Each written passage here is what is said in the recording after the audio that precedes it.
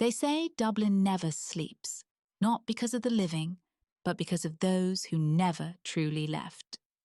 Dear listeners, welcome to the Old Ink Society, where forgotten tales find their voice again, and the past still whispers through every page.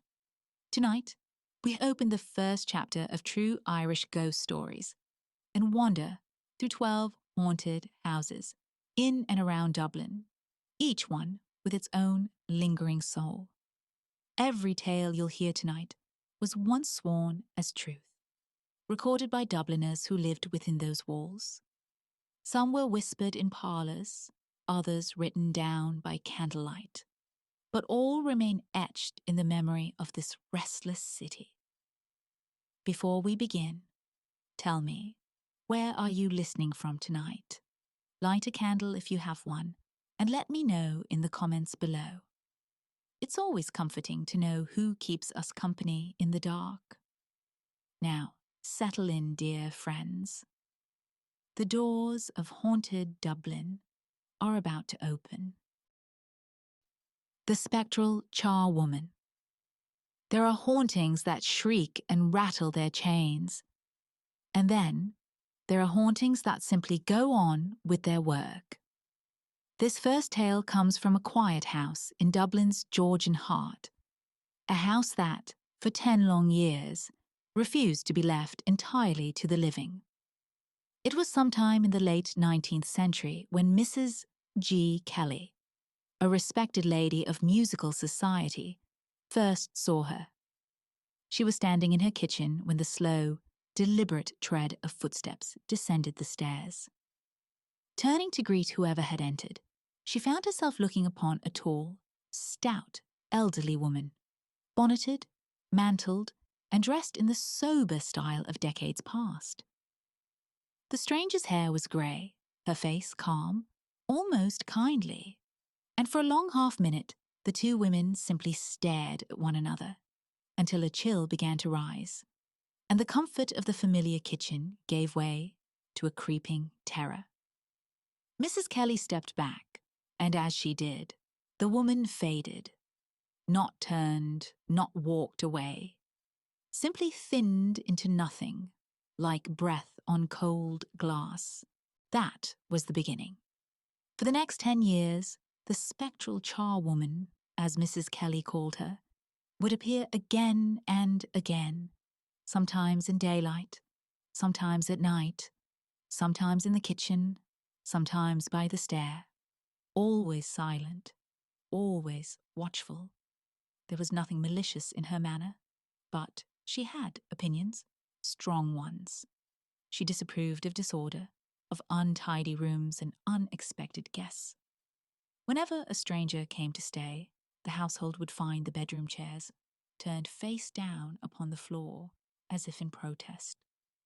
Mrs. Kelly once replaced the chairs 3 times in a day, only for a visiting friend to trip over them that evening, bewildered by the family's extraordinary way of arranging furniture. Sometimes there were knocks on walls, on doors, close enough to make the hair stir upon one's neck. Even the neighbours asked why Mr. Kelly chose such curious hours for hanging pictures. Other times it was subtler mischief. A fur stole laid neatly on a chair would be found in pieces across the room by morning. Mrs. Kelly suspected her servants until she began testing the rooms herself, locking the doors at night and always finding the same: her furs disturbed, though no hand had entered. Years passed, and the family grew used to their uninvited housekeeper. Then one night, returning from a concert, Mrs. Kelly opened the dining room door, and there she stood again, head bent towards the wood, listening. The apparition vanished when Mr. Kelly rushed in, and from that night she was never seen again. Perhaps, having kept her house in order for so long, the good woman finally found rest. Or perhaps she simply moved on to another home, that needed a firmer hand. The murdered children of the North Side. Dublin's old squares hold more than echoes of laughter and carriage wheels. Some have absorbed sorrow so deep that even the stones remember. This next haunting took place in 1814, in one of the grand Georgian squares on the north side of the city. A house filled for a time with the promise of a young family. A military officer had been ordered to Dublin. Before joining them himself, he sent ahead his wife, their 2 small children, and the nurse. Their home prepared by an old charwoman who kept the place until their arrival. It was meant to be a brief separation, just a few days. But fate, as it often does in these tales, had other plans. When the family reached the house, the charwoman left soon after, and the nurse went out to purchase some small necessities. She was gone only a short while. When she returned, she saw 2 figures, small, fleeting, spectral, glide past her upon the doorstep. Children, she thought at first, until she entered the house. On her return, she asked the mother were the children all right, as she had seen 2 ghostly forms flit past her on the doorstep. The mother answered that she believed they were. But on going up to the nursery, they found both the children with their throats cut. No one ever discovered the murderer. No reason was ever found. The mother's mind broke beneath the weight of that horror, and she lived out her remaining years in madness. And yet, they say, the house never forgot. Even in later years, an uneasy hush would fall whenever one passed beneath its windows. Neighbours whispered of 2 small faces, sometimes seen peering out through the nursery curtains, pale, solemn, forever waiting for a mother who would never again come to tuck them in. Major Macgregor's phantom hand. Not all ghosts are seen. Some announce themselves by touch, the brief brush of the unseen, the pressure of a hand where no living pulse should beat. Such was the experience of Major Macgregor, a soldier, practical and strong of mind, who came to Dublin in the winter of 1872 to visit family on the city's north side. One bitter night in January, he sat up late beside his ailing relative. The house was old, its walls thick, its corridors steeped in the silence that follows illness. By midnight, the patient seemed to rest easier, and the Major, weary but content, went to bed. He had barely sunk into sleep when he felt it, a push upon his shoulder. Soft but firm. He stirred. "Is something wrong?" he asked into the darkness. No answer. Another push, stronger. Annoyed now, he sat up. "Can you not speak, man?" he called. Still nothing, only the sound of his own breath. Then, the third touch. He turned swiftly, and his hand met another. Warm, human, alive. He gripped it hard, the flesh yielding beneath his fingers. "I have you now," he said. But the hand did not move. It neither struggled nor trembled, merely was. With his free hand, he felt along the arm, a sleeve of winter cloth, a linen cuff. And then, nothing. At the elbow, the form ceased to exist. He released it in shock. The room was empty. Only the clock struck 2. The next morning, the servants heard his story and crossed themselves. "Oh, sir," one whispered, "that would be Aunt Betty, the old lady who lived upstairs and died 50 years ago." They spoke of how that room had long been shunned, of bedclothes torn away, and invisible hands that slapped the waking from their sleep. One guest had fled after 2 nights, saying only, "There's something there, something that waits." Major Macgregor, soldier that he was, refused to yield. He slept in that room for months afterward and was never again disturbed. Perhaps the ghost, having once been touched by courage, was shamed into silence. Or, perhaps, she simply moved her hand to another shoulder in another house, where the night still strikes too. The face in the schoolhouse. Beyond the city's edge, where Dublin thins into quiet fields, there once stood a lonely parish schoolhouse. It was a plain building, large, bare, and still, but within its walls, one clergyman met a terror that no sermon could ever soothe. He was curate to a Dublin parish, a gentle man of faith who often stayed late to lead evening meetings. And as trams were few in those days, he would sometimes sleep in the schoolroom itself, a place he thought of as harmless and familiar. To make himself a little chamber, he stretched a curtain across one end of the room, hung upon a wooden pole, a fragile screen between sleep and the vast dark beyond. It was on a bright moonlit night that he locked the door, drew the curtains, and lay down to rest. The moonlight poured through the windows, laying pale shapes upon the floorboards. But before long, he felt it.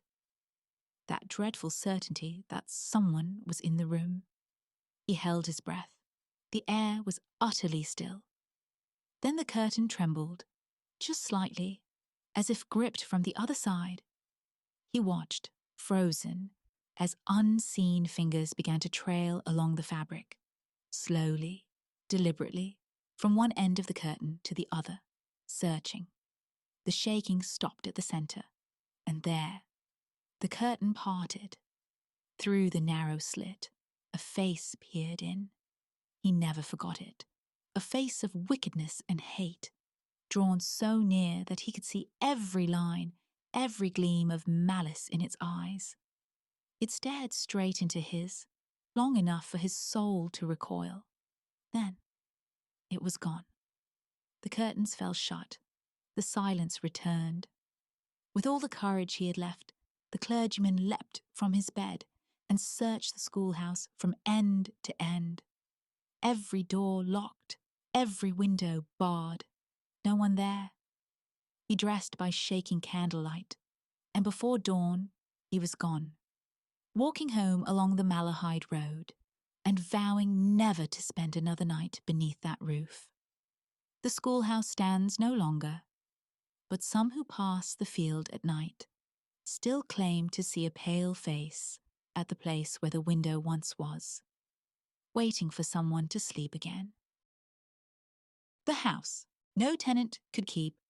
Every city has a house it refuses to keep, a house that stands a little apart, its shutters drawn, its knocker untarnished, as though waiting for the next unfortunate soul to mistake silence for peace. This is one such house, a modest, semi-detached dwelling in a quiet Dublin street. To the passer-by it looked ordinary, perhaps a little sad. But to those who lived nearby, it had another name, the house that would not be kept. For nearly a decade it opened and closed like a revolving door of despair. Families moved in, hopeful, and within months, sometimes weeks, the blinds were drawn again. The notice hung, to let. Young Mr. E.B. de Lacy, who passed the street each day on his way to school, watched this strange rhythm with the fascination of youth. 8 years he saw it, tenant after tenant, box after box, departure after departure. When he grew older, business brought him back to that same address. The house, once again occupied, now belonged to a weary lady preparing to leave. Mr. de Lacy, remembering the rumours, asked her quietly, "Why does no one stay?" She sighed and told him everything. Decades before, the property had been left by will to a gentleman of means. He lived there briefly until he went quite mad and was taken to an asylum. After him came a woman tenant respectable, careful, who one morning found her cook hanging from a hook in the scullery ceiling. When she fled, a caretaker was placed in charge. A constable on night patrol later found her clinging to a window ledge, screaming for help, her mind already lost to terror. Each time the house stood empty, it was let again, and each time misfortune followed. One lady signed a 5-year lease, but after a few months she locked the door, paid the rent in full, and left without explanation. "I would rather lose the money," she said, "than live another night inside those walls." The last tenant, the woman who spoke to Mr. de Lacy, had tried to make it a boarding house, but no lodger stayed longer than a fortnight. They all left with the same strange words. "The rooms are fine, the light is good, we simply do not like them. No screams, no apparitions, only that quiet, relentless aversion." As though the walls themselves exhaled unease, Mr. de Lacy later wrote that he never saw the place again. But he could not forget the look in the lady's eyes when she handed him her keys. A mixture of relief and apology. Some houses are built for the living. Others, it seems, belong to memory itself. And though the lease may change hands, the true owner never leaves. The ghost of Archbishop Marsh. Not all spirits mean harm. Some remain not to frighten, but to remember, bound by unfinished words and unspoken regrets. Among the oldest haunts of Dublin stands a quiet sanctuary of learning. Marsh's Library, a place of dust and reverence, its shelves lined with the weight of centuries. It was founded by one man, Archbishop Narcissus Marsh, a scholar, a statesman, and, as some say, a restless soul. For more than 200 years, the librarians have whispered of a figure that walks there after dark, moving through the inner gallery, his long robes brushing against the cases, his candle trembling as it passes the rows of Latin and Hebrew tomes.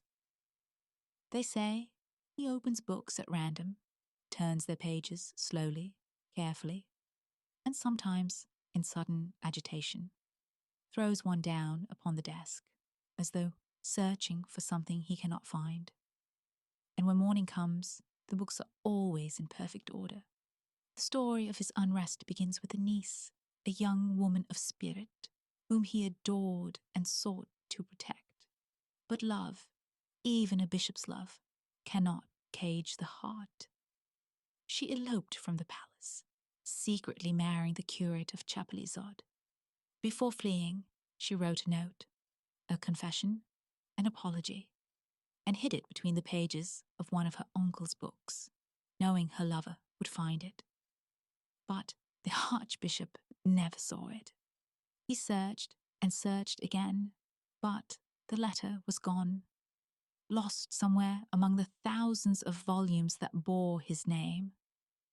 And so, the legend says, he is condemned to wander his own library still, pulling books from their shelves, turning pages, hunting for the letter that would have forgiven him.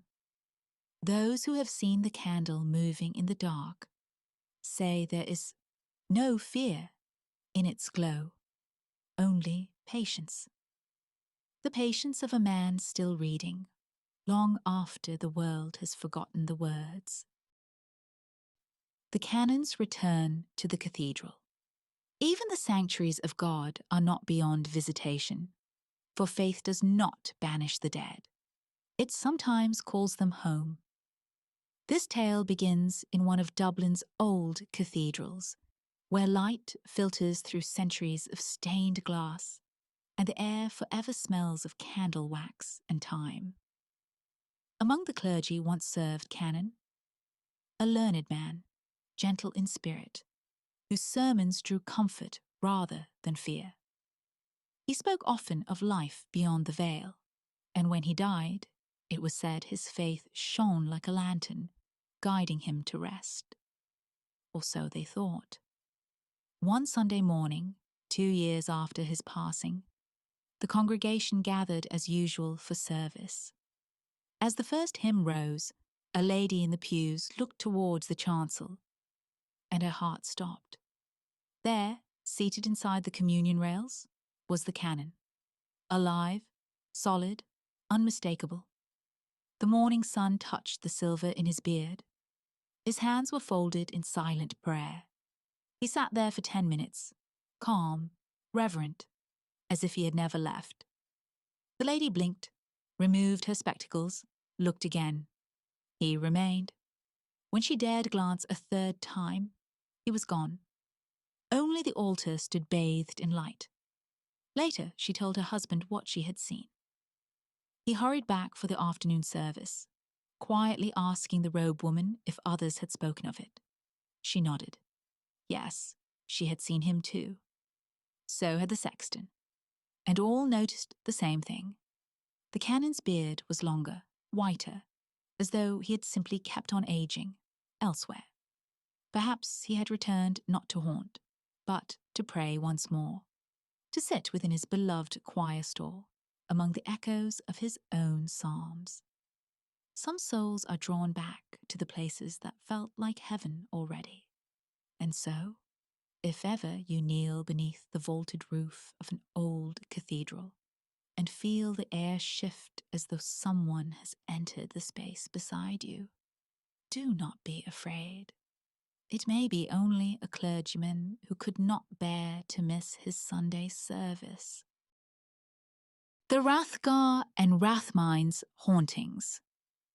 The living may grow used to strange company, until the whispers begin to know their names.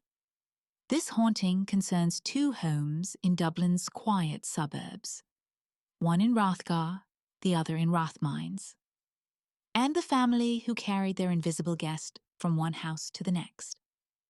It began in the Rathgar house. A narrow basement passage ran to a door leading out into the yard, an unremarkable corridor by day, but by night, a place of sounds. Dragging, limping footsteps echoed there after dusk, and the latch of the yard door would rattle, though no hand was found upon it. The children grew accustomed to these noises. They would whisper to one another, "Don't mind it, it's only the passage." But one evening, every bell in the house began to ring at once.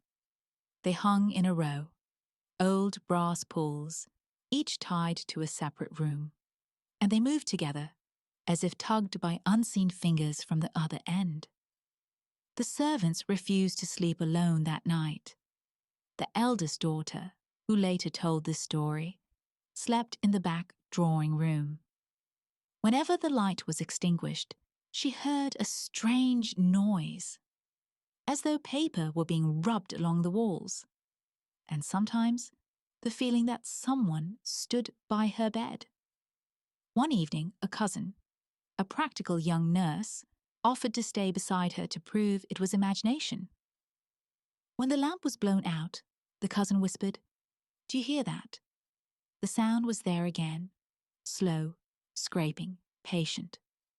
At times, the mother too would hear her name called softly, "Mother," so close it seemed to come from the next room. When she answered, no one had spoken. Her daughter, below stairs, had heard her name called in the same way. The voices did not shout, nor plead. They only called, once, twice, and fell silent. The family moved soon after to a house in nearby Rathmines. But the noises came with them. The same light footsteps in the passage, the same faint calling of names, as if the ghost had packed itself among the furniture. And so they learned to live with it. The strange company who wanted nothing, who only walked and listened, and sometimes called to remind them that they were never alone. The ghost who won a lawsuit. Even the courts once heard a haunting, and in this rare case, it was the ghost who, in a way, won. The year was 1885, The scene, a Dublin courtroom, where two neighbours stood opposed before the law. Mr. Waldron, a solicitor's clerk, was suing Mr. Canon, a ship's mate, for damages to his home. He claimed that Canon had thrown stones at his windows, broken panes, and filled his nights with disturbance. But Canon, calm and resolute, denied everything. Instead, he made a most curious defence. He declared that Waldron's house was haunted. The room laughed, then quieted again, as witness after witness took the stand. From August of 1884 to January of 1885, they said, stones had indeed been hurled at the windows. The doors had been beaten from without. Every night the air was filled with untraceable sounds, knocking, scraping, and sometimes a voice. Mrs. Waldron herself swore to it. One evening she had seen a pane of glass, cut through as if by a diamond, a clean, neat circle, and through it a white hand had slipped. She snatched up a billhook from the hearth and struck. The hand withdrew, but no finger was ever found, and not a drop of blood marked the sill. A servant testified next. She had heard the same footsteps and whispers, felt the same chill that travels through rooms when something unseen has entered. Policemen, detectives, and neighbours had all kept watch. None could discover the cause. By the time the evidence was done, even the laughter in the courtroom had faded. There was no proof of malice by Mr. Canon, but ample proof of something far stranger. The jury deliberated and returned their verdict. They found for Canon, the defendant. And so, the ghost, having no name upon the summons, had triumphed in court. Afterward, people spoke of the affair for months. 20 witnesses under oath had sworn that the house was haunted. A record, perhaps, even by Irish standards. The Waldrons moved soon after, but the legend of the lawsuit endured. A reminder that in Dublin, even the law must occasionally defer to the other world. The Talking Ghost of Corney. Not all ghosts whisper in corridors or linger by moonlight. Some, it seems, have a great deal to say. And among Dublin's many phantoms, few were as talkative or as troublesome as the one they called Corney. His domain was a house in one of the city's older streets, respectable on the outside, but ruled beneath by a spirit with a wicked sense of humour.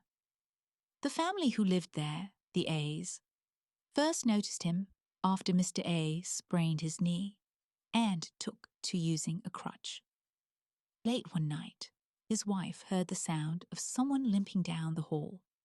Thump, thump, thump, exactly the rhythm of her husband's step. Yet, when she looked, the crutch was still beside the bed. From that night, Corney made himself known. His voice came daily from the coal cellar, deep and hollow, as though spoken from inside an empty barrel. He would comment on the household, interrupt conversations, and scold the servants for leaving the kitchen untidy. The maids were terrified. They begged to sleep upstairs, but even there he followed.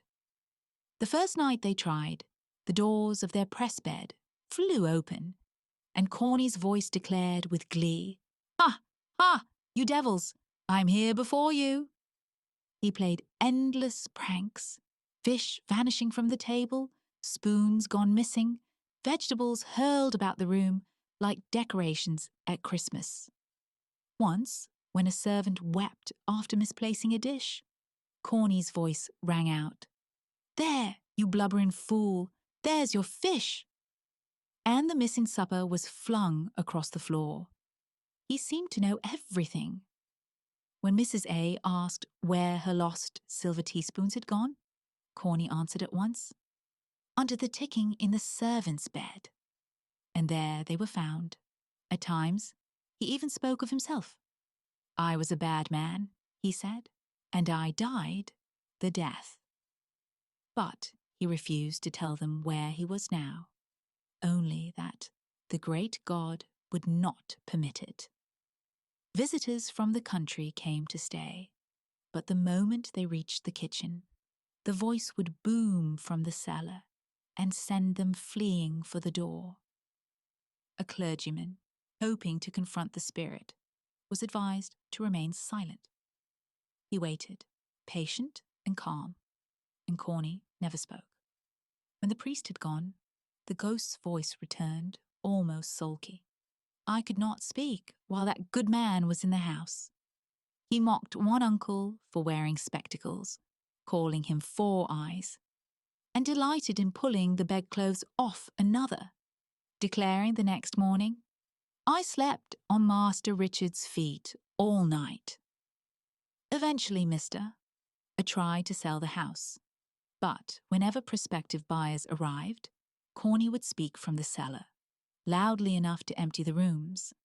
At last, Mrs. A pleaded with him. Leave us in peace, she said. He promised he would, then added, almost kindly, You'll be all right now, madam. I see a lady in black coming up the street. She will buy this house half an hour later. A widow knocked upon the door and purchased it. Whether Corney kept his word, no one knows. But years later, the directory listed the house as vacant. Perhaps the widow moved on. Perhaps Corney still occupies his beloved cellar, chatting to the dust and the darkness, waiting for someone new to answer back. The Nun of Blanchardstown. Out near Blanchardstown, where the city gives way to quiet fields, there stands an old house, once a monastery, its walls heavy with prayer and time. And though the monks are long gone, the air still carries a kind of reverence and something more. For those who have lived there speak of a visitor, a figure in a nun's habit, seen gliding past the kitchen window at dusk. Her face is pale and kind, her gaze calm but distant, as though she walks in memory rather than in flesh. One evening, a servant sat at her ironing board, the lamp burning low. She happened to glance up, and there, at the window, stood the nun, not as a shadow, not a reflection, but clear as you or I. The servant dropped her iron, and by the time she reached the door, the figure had vanished. But it was not only a vision that marked that house. At nightfall, the doors could never be kept closed. Time and again, the family would rise to shut them against the wind, only for each one to burst open again, violently, as though flung by unseen hands. The moment they left the doors ajar, all would fall silent.